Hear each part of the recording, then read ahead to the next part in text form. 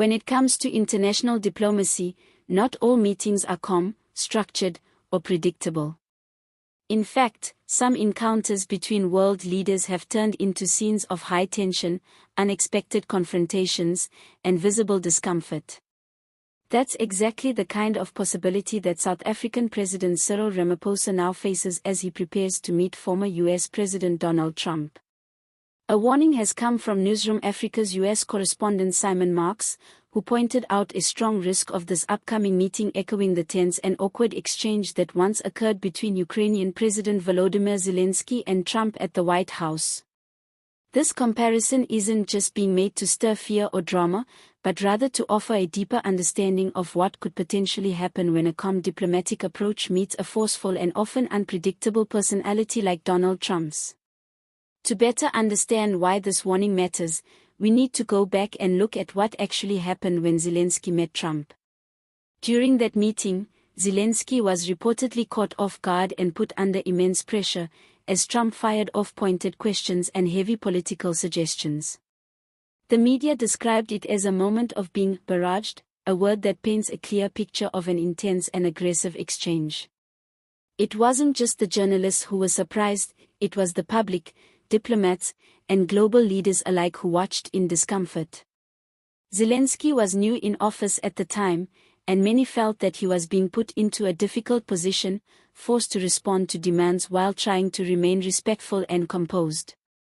That moment serves as an example of how quickly a diplomatic session can become overwhelming, especially for leaders trying to protect their country's dignity while navigating foreign pressure. So what does this mean for President Ramaphosa? According to Simon Marks, the South African leader could find himself in a similar position. While Ramaphosa has more experience and calmness in his demeanor than Zelensky did at that time, the unpredictability of Trump is still a factor that cannot be ignored. Trump has a record of turning bilateral talks into personal tests, where foreign leaders are challenged, interrupted, or even publicly embarrassed.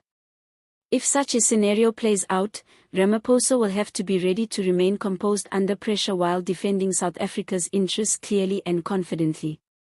This meeting could be filled with rapid-fire questions, confrontational tones, and possibly even politically charged statements designed to provoke a reaction. This potential clash becomes even more significant when we look at the broader context of South Africa-U.S. relations.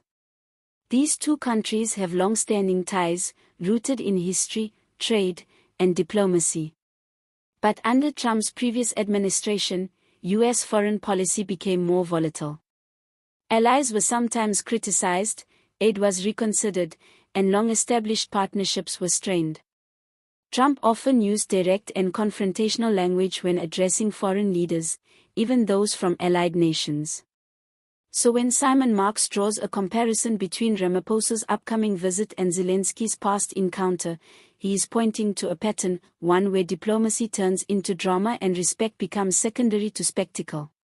Ramaphosa's role in this meeting will not only be as South Africa's head of state but also as a representative of the African continent.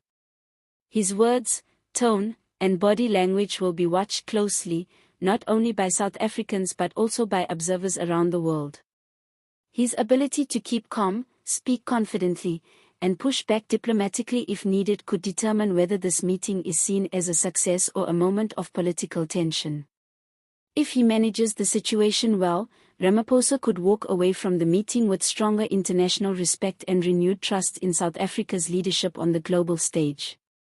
If the meeting goes poorly, however, it could raise questions about diplomatic preparedness and potentially affect the tone of future U.S. Africa engagements. Simon Marks also touched on a deeper issue in his analysis, the nature of diplomacy in an unpredictable world. He reminded the audience that foreign leaders can never fully prepare for what Trump might say or do in a meeting. That unpredictability is part of what makes these encounters so risky. A joke could turn into an insult. A question could carry an implied demand. A compliment might be followed by public criticism. Every moment carries weight, and there is little room for error. Leaders must be able to adjust in real time, without losing their composure or compromising their national values. This is especially challenging when the meeting is covered live or leaked to the media afterward, where public opinion can be formed within minutes based on a single exchange. While Marx did issue a warning, it's important to understand that he did not suggest Ramaphosa should avoid the meeting. On the contrary, he emphasized how important this visit is. This meeting offers a real opportunity for both countries to reset, reconnect, and refocus their shared interests. From trade relations to security cooperation, global health to climate change, there are many areas where South Africa and the US can work together. But the key to unlocking that cooperation will be a smooth, respectful, and balanced conversation. If both leaders come prepared and willing to listen, the meeting could be a stepping stone to deeper collaboration. If not, it could set back years of diplomatic progress. Mark's comments also shine a light on how the public views international diplomacy in today's media-heavy environment.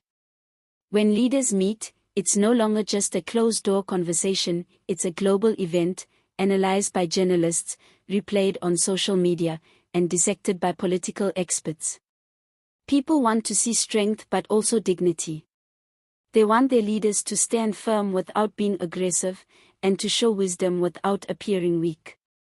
Ramaphosa's conduct during this meeting will be judged by these modern standards. It's not just about what's said, it's about how it's said, and what message it sends to both allies and adversaries.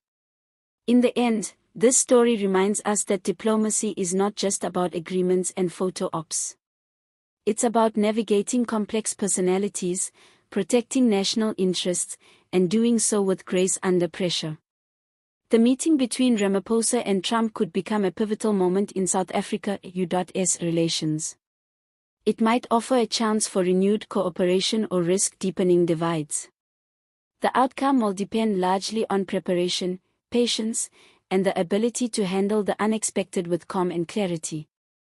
Now, for you guys watching, what do you think President Ramaphosa should say or do if the meeting becomes confrontational? Do you believe it's possible to have a productive conversation with someone as unpredictable as Donald Trump? Can diplomacy survive in today's media-driven, high-pressure world? Leave your thoughts in the comments, and tell us how you think this meeting will impact South Africa's international standing. Don't forget to like this video, subscribe to the channel for more in-depth political breakdowns, and hit the bell so you never miss an update.